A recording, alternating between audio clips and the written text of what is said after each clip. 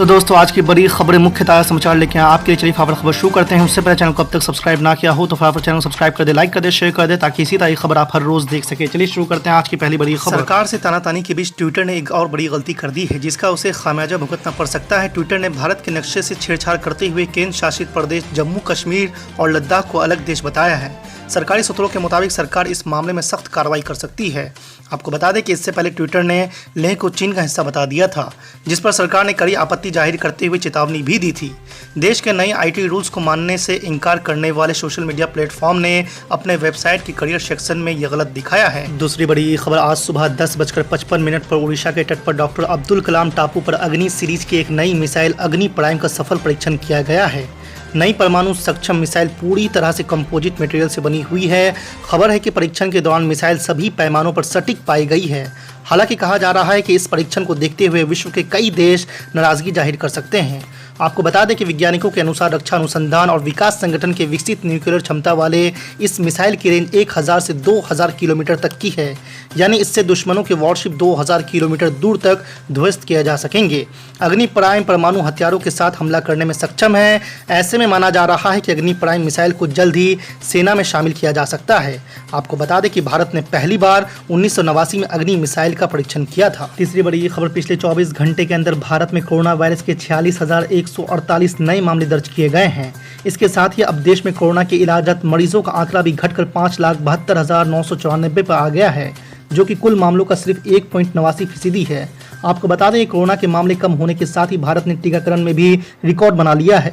कुल टीकाकरण के मामलों में भारत ने अब अमेरिका को भी पीछे छोड़ दिया है। इस दौरान राहत की बात यह भी है कि देश में कोरोना से हर दिन हो रही मौतों का आंकड़ा भी 1000 से नीचे आ गया है।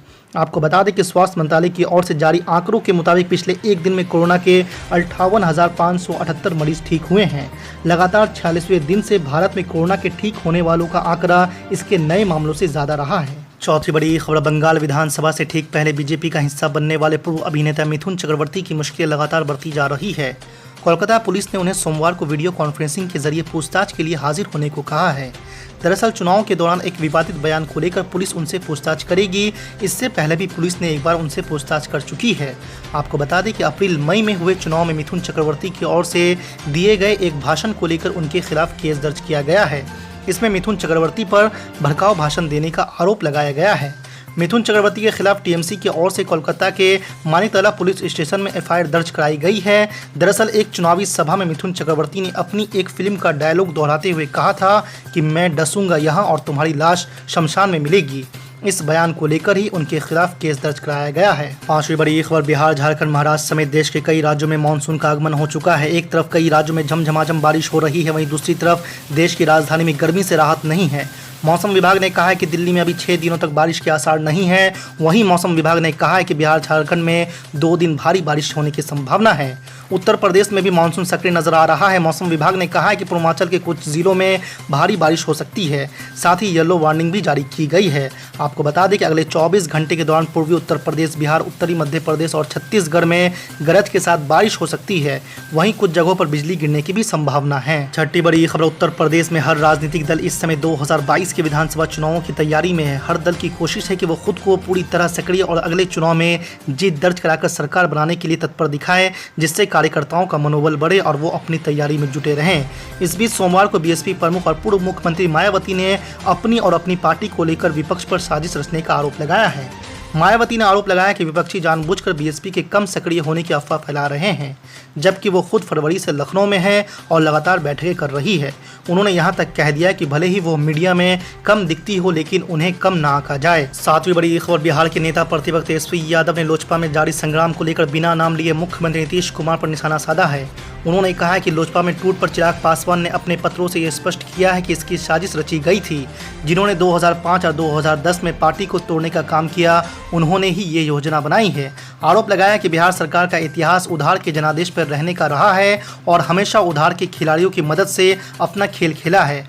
आपको बता दें कि रविवार को पत्रकारों से अनौपचारिक बातचीत में तेजस्वी यादव ने आरोप लगाया है कि भाजपा ने सत्ता में आने के बाद अपने पुराने सहयोगियों को छोड़ दिया है। 8वीं बड़ी खबर, जम्मू एयरबेस पर हुए ड्रोन हमले की तुलना पुलवामा से कर AIMM चीफ असदुद्दीन ओवैसी ने चीन और अमेरिका पर संदेह जताया है। असदुद्दीन ओवैसी ने कहा कि जिस तरह से ड्रोन एक लंबी दूरी तय करके आए, उससे लगता है कि ये अमेरिका या फिर चीन का है। उन्होंने कहा कि मोदी सरकार को इसका जवाब देना चाहिए, जैसा पुलवामा की बात किया था। देश की ऐसी संवेदनहीन पार्टी है, जब देश में 3 लाख केसेस थे तो देश के प्रधानमंत्री घूम घूम के उछल के बंगाल के अंदर रैली कर रहे थे और कह रहे थे मुझे तो सिर्फ पीछे लोग ही लोग नजर आ रहे हैं। उनको कोरोना से मरने वालों की लाशें नजर नहीं आ रही थी।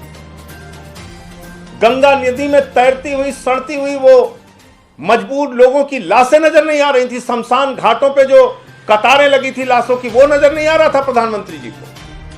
पूरी की पूरी भारतीय जनता पार्टी बंगाल में रैली कर रही थी और अरविंद केजरीवाल जी क्या कर रहे थे?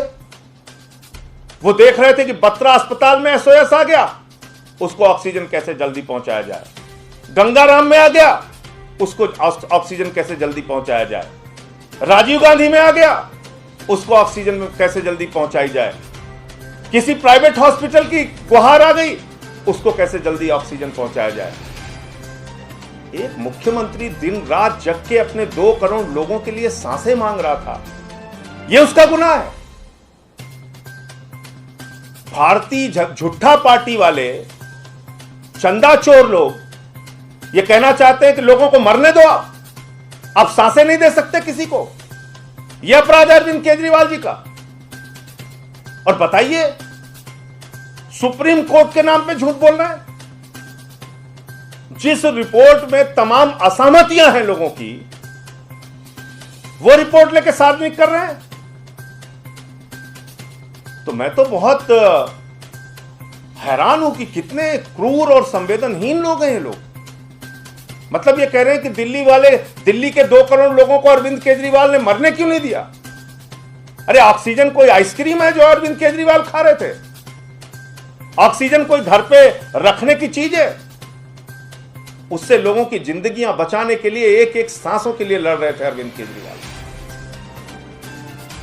अरविंद केजरीवाल दिल्ली के 2 करोड़ जनता को कैसे ऑक्सीजन मिले, इसके लिए लड़ रहे थे। और भारतीय जनता पार्टी के लोग चुनाव की रैलियां कर रहे थे। उनको अपने वोट की चिंता थी, उनको अपनी सरकार बनाने की चिंता थी। और अरविंद केजरीवाल को दिल्ली के 2 करोड़ लोगों की चिंता थी। ये बत्रा हॉस्पिटल, ये गंगाराम, ये मैक्स हॉस्पिटल, ये तमाम हॉस्पिटल, आप तमाम हॉस्पिटल्स को भी छोड़ दीजिए। क्या वो सारे पत्रकार जो ट्वीट कर रहे थे, क्या वो झूठे हैं? क्या उनकी रिपोर्टिंग झूठी है?